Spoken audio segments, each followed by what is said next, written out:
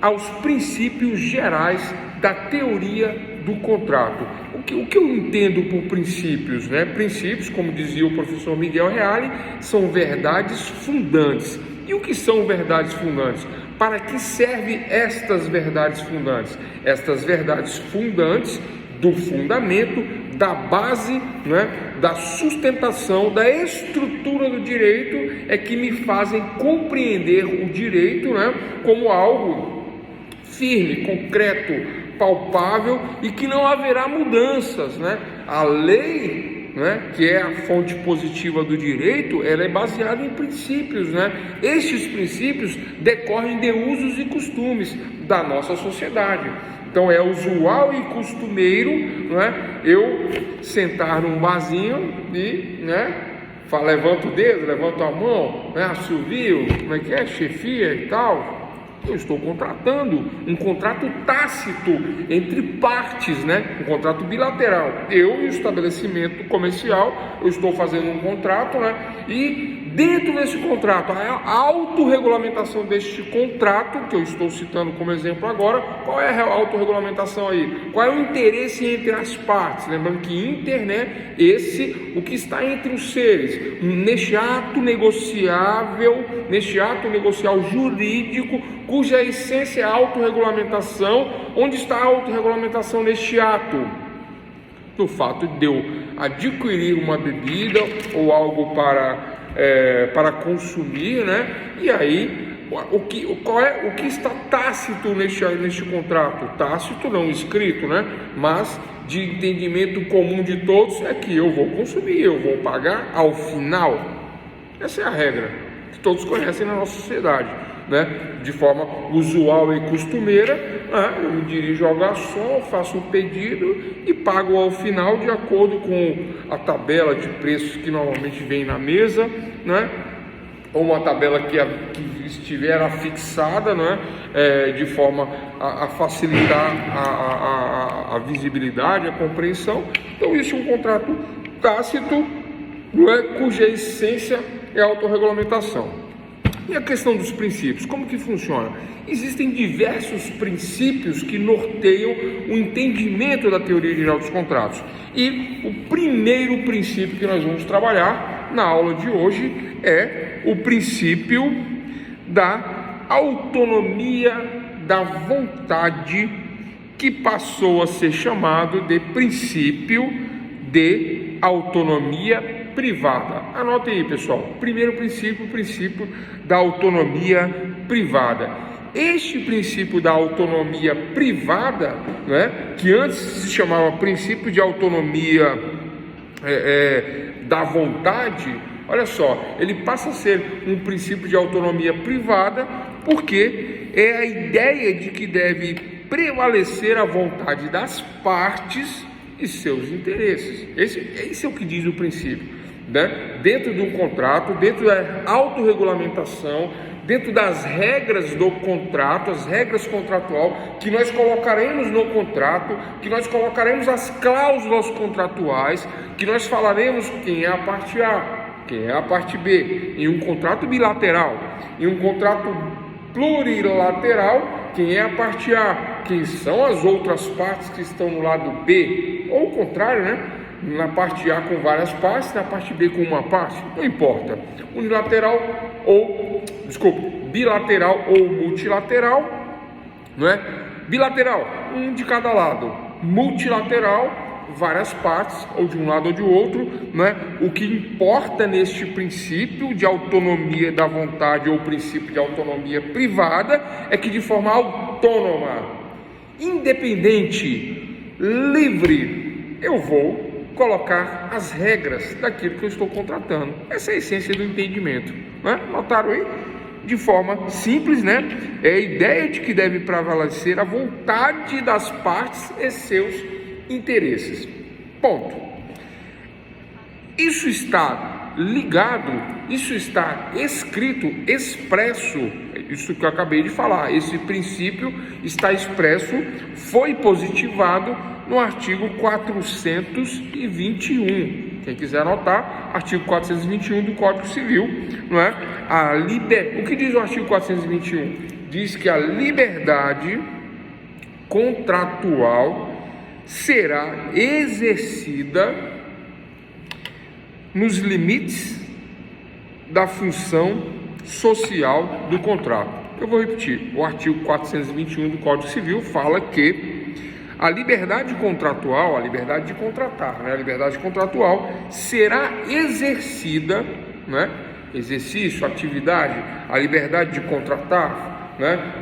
Será exercida nos limites da função social do contrato. Vamos explicar isso daí, né? Mas a princípio, né? Eu entendo que o princípio da autonomia das partes, fazer de forma autônoma significa fazer de forma livre, desde que lícito, obviamente, né? E eu tenho lá no artigo 421 a explicação, a legalidade, a positividade, né? A positividade, lembrando que positividade é escrever, tá? É expressar por escrito, né? Através da lei, né? Então eu tenho aí o conceito de forma positivada, é escrita. Então a positividade, a lei expressa me diz que a liberdade contratual, artigo 421, será exercida nos limites da função do contrato. Bom, eu vou e volto. Artigo 425 do Código Civil, né? Eu falei liberdade de contratar, mas é liberdade de contratar, né? E autorregulamentação desde que lícita. Então, no artigo 425 me diz que é lícito, é legal as partes estipularem, né? Então, é lícito as partes estipular contratos atípicos, observados as normas gerais fixadas nesse código. Eu falei, tem uma travada, né? Vou repetir, artigo 425 do Código Civil. É lícito as partes estipular contratos atípicos. Professor, contrato atípico? Eu vou explicar o que é um contrato atípico. Observadas as normas gerais fixadas nesse código. Olha só, o primeiro 421 fala que a liberdade contratual será exercida nos limites da função social do contrato. Então eu tenho que explicar o que é função social do contrato, né? Número 2, é lícito as partes estipularem contratos atípicos, observados a norma, né, fixadas nesse código, né, no Código Civil, obviamente. Então, deste segundo artigo, eu tenho que explicar aqui o que são questões atípicas, o que são contratos atípicos, desde que observadas as normas jurídicas, né, nesse código. Então, só para fechar, né, esses dois artigos. Como é que está o áudio? Está tranquilo? Áudio? Oi. Boa noite, Iria. Oi. Deixa eu tentar aqui, tem um problema no áudio aqui, para mim está baixo. Deixa eu só aumentar aqui. Está bem baixo mesmo. Pronto. Pode falar, tá? Agora tá me ouvindo? Ótimo, perfeito. Tem a professora, tem a colega Andréia que está querendo autorização para entrar em sala. É mesmo? Olha só, vixe, agora. Como eu entrei agorinha, eu tô sem saber, tô perdida. Não era a professora Andréia que ia dar aula para nós? Eu expliquei isso, né? Porque a aula começa... Não, porque eu entrei agora, professor. Não, mas eu explico de novo. É porque a aula começa às 7h30, mas eu explico de novo, né? Por isso que eu tô falando que eu já falei isso, mas não tem problema nenhum. Professor, você sabe por que é? Porque essa plataforma, ela é horrível. Não dá pra gente entrar assim. Tem hora que a gente quer entrar, mas não consegue. Não, ninguém vai ficar no prejuízo. Só lembrando que, né, a aula é às 19h30, são 20 horas e 34, 20h40, né? Era a doutora André. Por algum motivo que eu não sei qual é o motivo, me chamaram para lecionar Teoria Geral dos Contratos, Direito Civil, para o 5º período, que são vocês, né? Como que se diz? E dentro da teoria geral dos contratos, né, eu vou dar 2 módulos. O primeiro módulo, não sei o que aconteceu, não vou ficar aqui perdendo tempo, né, com o que aconteceu. Então nós vamos dar dois modos. Primeiro modo, nós trabalharemos ele conceitualmente. Então, conceito de contrato e vários outros conceitos atrelados à questão do contrato, para nós entendermos o que é contrato unilateral, bilateral, ato negocial. Então serão vários conceitos que nós trabalharemos de contratos, ok? E na aula de hoje, conceito de contrato e princípios da teoria geral do contrato, 6 princípios que nós vamos ter que passar hoje, mas nem que bater meia-noite, tô brincando. Nós vamos passar 6 princípios hoje, tranquilamente, né? Para quem não entrou, eu não tenho o que fazer, né, pessoal?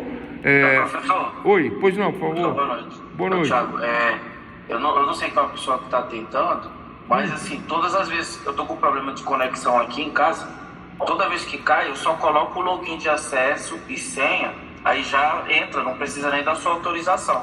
Colocando o login e senha que o Eloy disponibilizou lá na plataforma. Porque a questão da autorização estava acontecendo, Thiago, no início, né, quando mudou da plataforma que havia na faculdade para o Zoom. Agora parece que o aluno entra na plataforma da faculdade e quando entra lá no acesso lá, que é o que você está falando, aí já é jogado para o Zoom, me parece que é isso, né? E aí não precisa... Ou pode até abrir o Zoom. Aí no Zoom você abre o Zoom normal, melhor aí tem a opção ainda, lá ingressar, coloca o código, a senha que ela colocou lá no